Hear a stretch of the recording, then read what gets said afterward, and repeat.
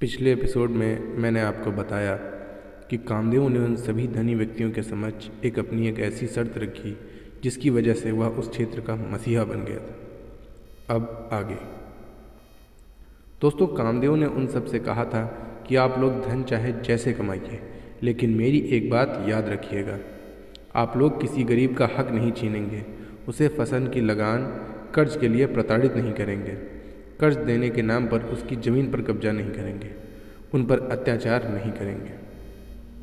कामदेव सिंह की ये बातें उन सभी पर गोली की तरह लग रही थीं, लेकिन कामदेव सिंह के खौफ के कारण किसी की हिम्मत नहीं हुई कि कोई भी इस निर्णय को चुनौती दे सके।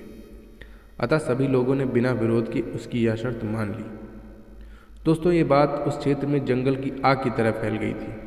जिस भी गरीब, कमज़ोर, पिछड़े व्यक्ति को ये बात पता चली, वे सभी कामदेव सिंह का गुणगान करने लगे।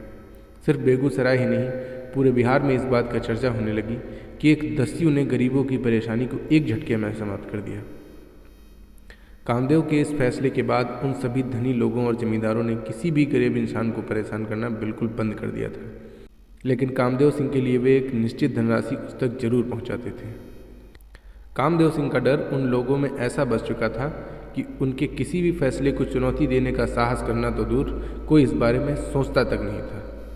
दूसरी ओर कामदेव उस धन के 1/3 हिस्से को गैंग के सरदार को और कुछ अपने घरवालों के लिए और लगभग आधे से ज़्यादा हिस्सा गरीबों और किसानों को बांट देता था।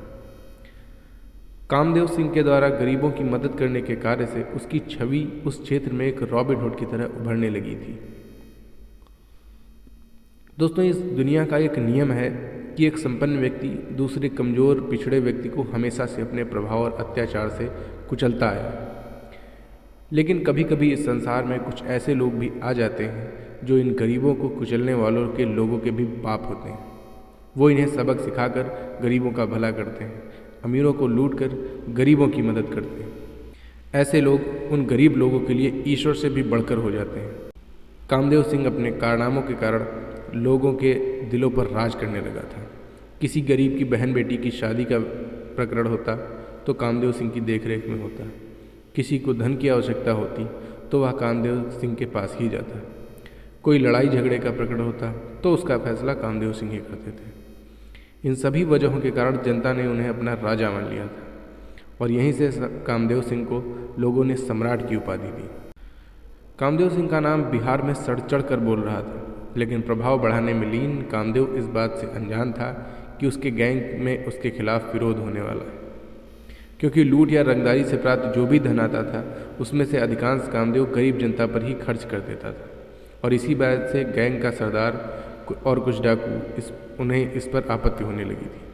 और एक दिन सरदार ने कामदेव सिंह को रोकते हुए कहा कि जो भी धन लूट या रंगदारी से आता है वह सब तुम तो लोगों को बांट देते हो, उसके बाद गैंग के लिए कुछ नहीं बचता। ऐसे गैंग कैसे चलेगा? इस पर कामदेव सिंह कहता है कि मैं जो भी कर रहा हूँ वैसे ही करता रहूँगा। सरदार उसे जवाब देता है कि अगर ऐसा तुम्हें करना है तो तुम्हें फिर ये गैंग छोड़ना पड़ेगा। कामदेव सिंह कुछ क्षण पूरे गिरोह को घूरने के बाद उस सरदार से कहता है, मैं जा तो अकेला रहा हूँ, लेकिन एक दिन इस क्षेत्र पे मेरा ही वर्चस्व होगा। और इतना कहकर कामदेव वह गिरोह हमेशा हमेशा के लिए छोड़ देता है।